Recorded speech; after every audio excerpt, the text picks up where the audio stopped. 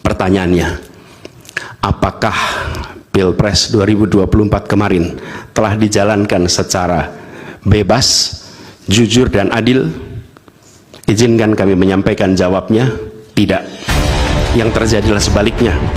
Dan ini terpampang secara nyata di hadapan kita semua. Kita menyaksikan dengan keprihatinan mendalam serangkaian penyimpangan yang telah mencoreng integritas proses demokrasi kita.